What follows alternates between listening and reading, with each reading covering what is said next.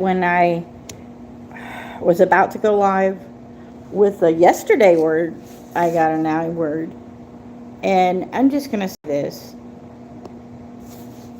Let me share.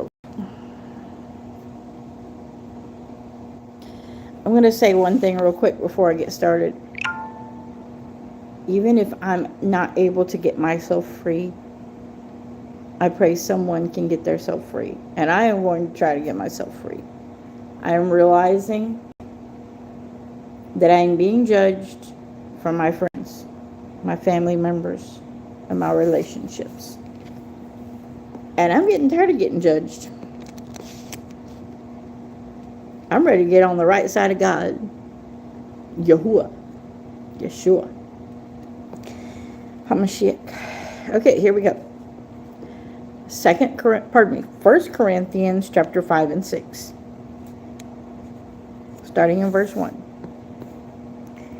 It is commonly reported that there is whoring among you, and those whoring, as it is not named among the nations. That means it's really bad. And you have been puffed up and not rather mourn, so that he who has done this deed be removed from among you. So I'm trying to understand that I should fast, I guess, to mourn, so that he who has done this deed be removed from among you. Verse 3. For I indeed, as absent in body, but present in ruach, have already judged the one who did this, as though I were present. And this is what you're supposed to say, what you're supposed to pray, right here, verses 4 and 5. In the name of the Master Yahuah, in the name of the Master Yeshua or Yahushua. There's a lot of ways that they've been saying Yahusha, but Yeshua is the way that God came to me. He wrote in the sands of my life, and he wrote Yeshua. But because it sounds just like Joshua, right? So I knew what it was immediately. So I use Joshua a lot. Yeshua. In the name of the Master Yeshua Messiah, when you are gathered together, and my Ruach, with the power of our Master Yeshua Messiah, deliver such a one to Satan, Shaitan, for the destruction of the flesh, in order that his Ruach be delivered in the Yom of the Master, or the day of the Master, Yeshua, the Messiah. Then we go on. That's the prayer that you should pray. That's a scary prayer. Your boasting is not good. Do you not know that the leaven leavens the entire lump?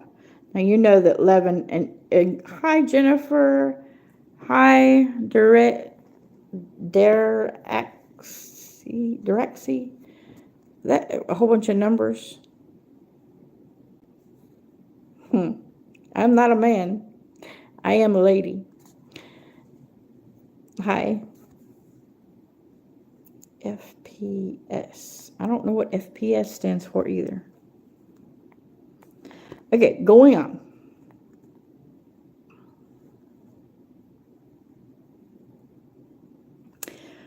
So if it's cancerous, so if you're having a cancerous issue, there can be a lot of things, but candida, dizziness, burping, swelling, inflammation.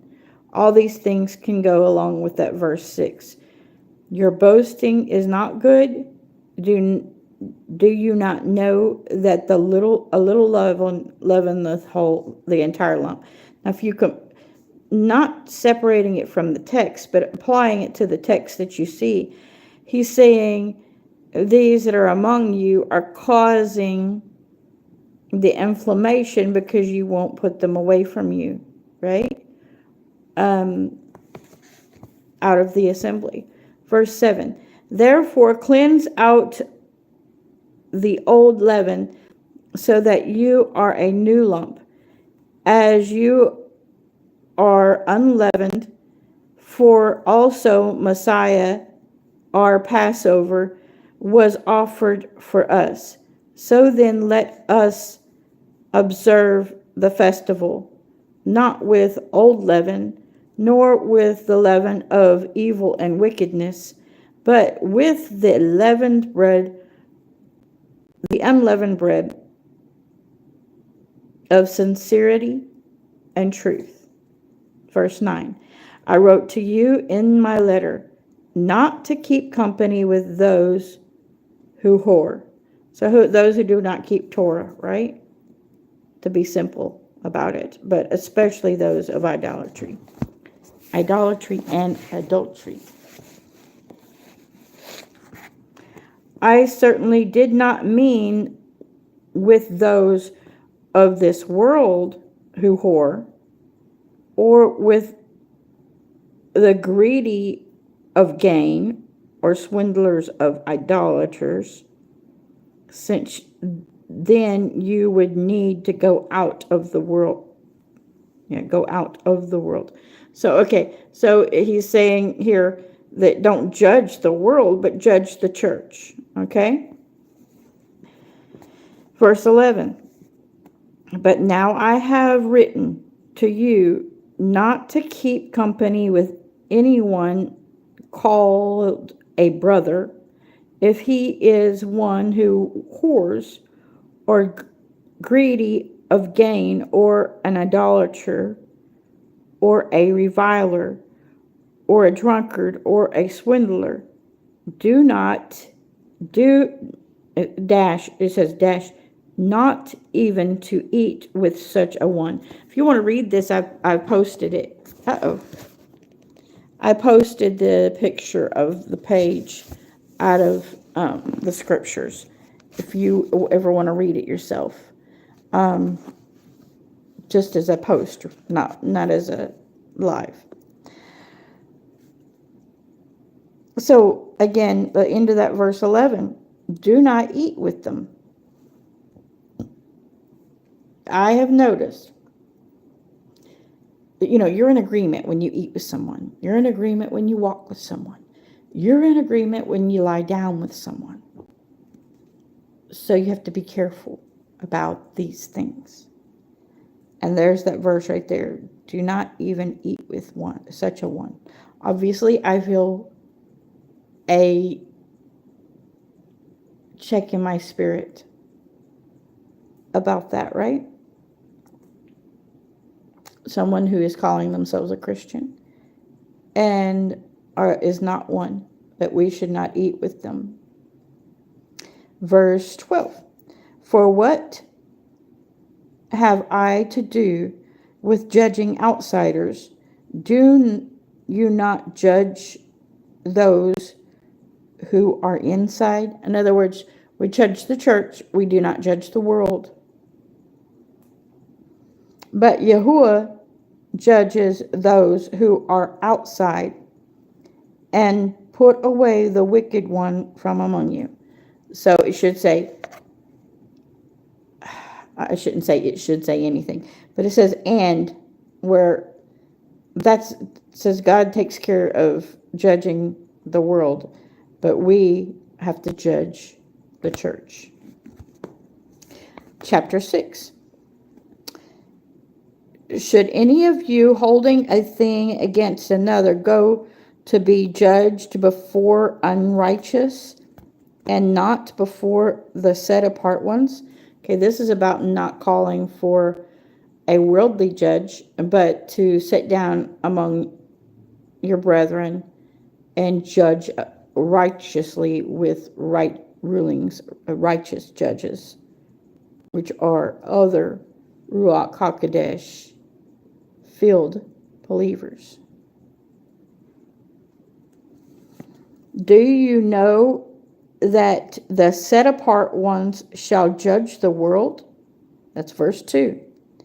And if the world is judged by you, are you unworthy to judge the smallest things? Verse 3.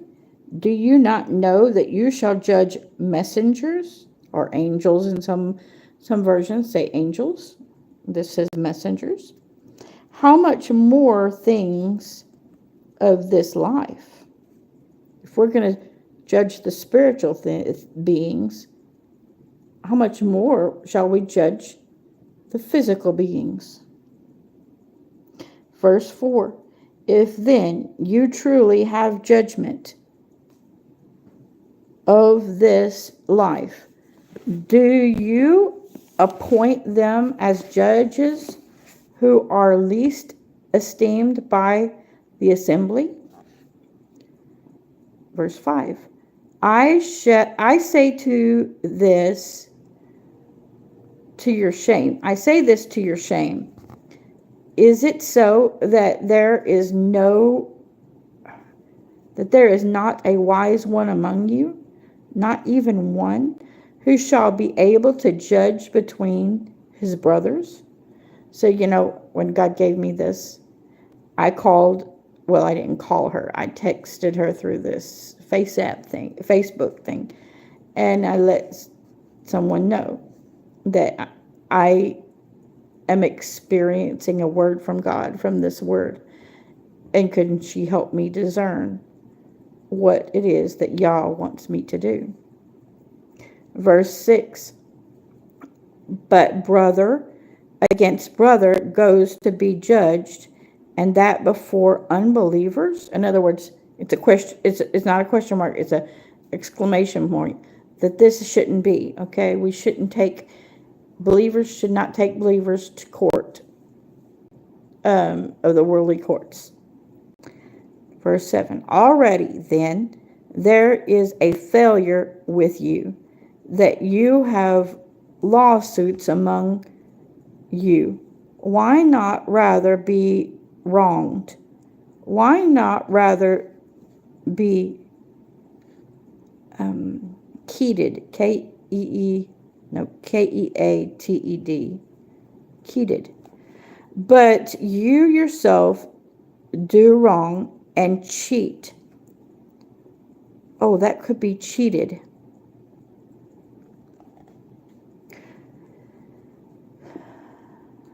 But you yourself do wrong and cheat, and that to your brothers. Another exclamation point. Why would you do such a thing to your brothers, is what it's saying. Verse 9. Do you not know that the unrighteous shall not inherit the reign of Yahuah? Do not be deceived. Neither those who whore, nor idolaters, nor adulterers, nor effeminate, nor homosexuals,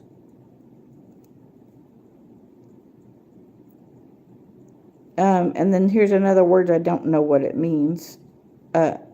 Homosexual males. No, there's a comma between homosexuals, then comma, male,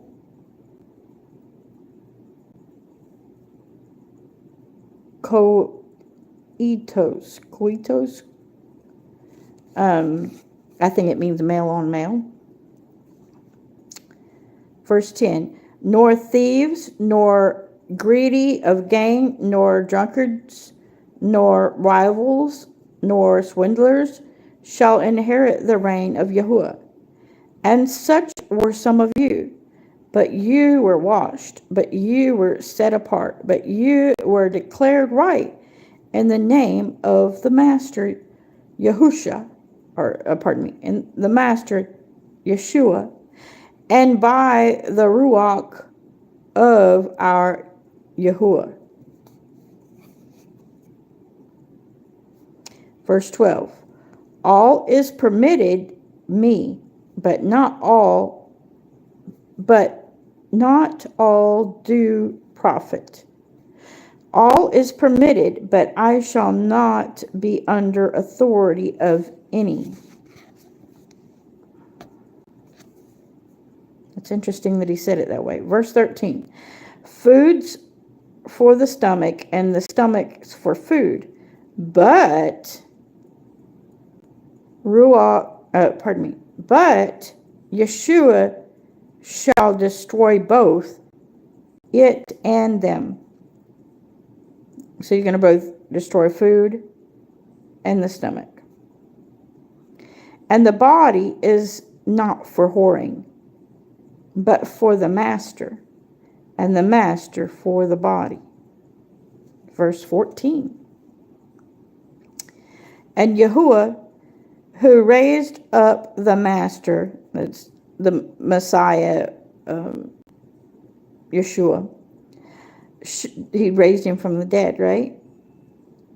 So beginning again for verse 14. And Yahuah, who raised up the master, shall also raise up us up through his power. Do you not know that our bodies are components of Messiah?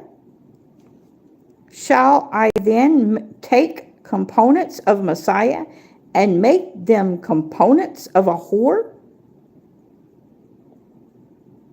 So if you're not keeping the Torah,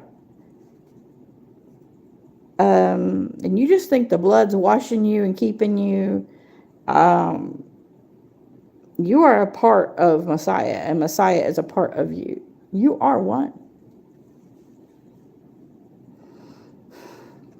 So it says, let it not be. Let me read verse 15 again, just to help you. Do you not know that our bodies are components of Messiah? Shall I then take the components of Messiah and make them components of a whore? Let it not be. Verse 16. I wrote down here. I just highlighted it. Verse 16. Or do you not know that he who is joined to a whore is one? For he says, in quotation, the two shall become one flesh. So when you're married to someone, you are of one flesh. Right. And so when they do something, if you're praying Psalms 91 are in the presence of the Father, you will be judged. Your body will literally be judged. Verse 17. And he who is joined to the master is one Ruach. So we are one with Messiah in spirit. Verse 18. Flee whoring.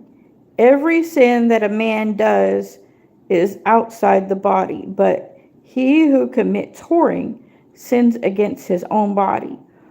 Or do you not know that your body is the temple or the Mishkan of the Ruach HaKodesh?